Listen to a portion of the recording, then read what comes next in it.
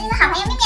上次我做了巨无霸金砖夹球，有小可爱在评论留言说，姐姐你可以做一个金蛋夹球吗？感觉金蛋夹球应该更解压，所以这次我要做巨无霸金蛋夹球，来给你们解压。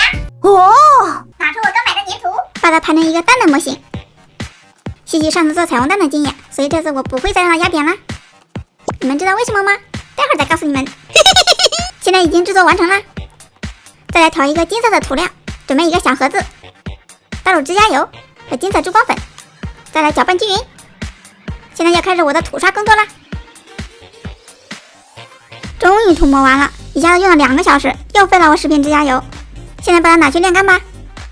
今天，看来我这金光闪闪的巨无霸金蛋夹球已经晾干了，这次的外形很漂亮哦。下面就来进入解压时间。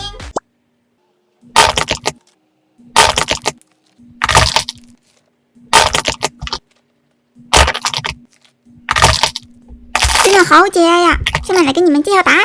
其实我里面放了一个空瓶子，扒开来给你们看一下，就是给蛋做了一个骨架，这样它就不会压扁了。